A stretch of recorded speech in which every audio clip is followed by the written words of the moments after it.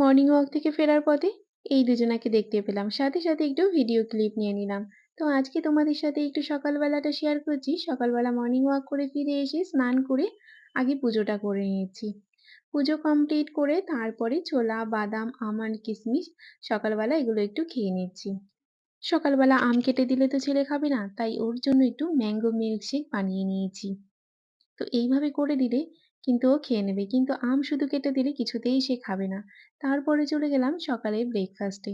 এদিকে দেখো ১ম এ শসা আর পেঁয়াজটা একটু ভালো করে কুচি করে নিচ্ছি। একটা পেঁয়াজ নিয়েছি আর অর্ধেক পেঁয়াজটা একদম ঝিরিঝিরি কুচি করে নেব আর অর্ধেক পেঁয়াজটা একটু বড় বড়ই রাখবো। তারপরে দেখো এখানে কাবুলি চানা নিয়ে নিয়েছি, সিদ্ধ কাবুলি চানা আর সাথে একটু পনির নিয়েছি। এবার কাবুলি ছোলাটা একটা মিক্সি জারের মধ্যে নিয়ে সাথে ৩ টে কাঁচা লঙ্কা দিয়ে ভালো করে পেস্ট করে নিয়েছি। এরপর পনিরটা এর মধ্যে ম্যাশ করে দিয়ে দিয়েছি আর একদম কুচি করা পেঁয়াজটা দিয়ে দিয়েছি। এর মধ্যে ১ স্পুন লবণ আর ১ স্পুন সাম্বার মসলা দিয়েছি। দিয়ে ভালো করে হাত দিয়ে এটা মিক্স করে নিয়েছি।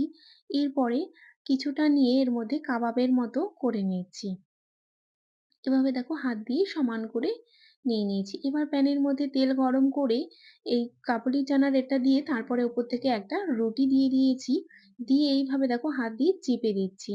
দিয়ে এপিঠ ওপিঠ ভালো করে সেঁকে নামিয়ে নিচ্ছি। টক দই ভালোভাবে ফেটিয়ে এর মধ্যে দিয়ে দিয়েছি। আর দিয়ে দিয়েছি কুচনো পেঁয়াজ আর শসা। তো আমার সকালের ব্রেকফাস্টে এই ছিল। তো তোমাদের রেসিপি কেমন লাগলো অবশ্যই জানিও। ভালো লাগলে ফলো করে পাশে থেকো। আজকের মতো এইটুকুই। টাটা!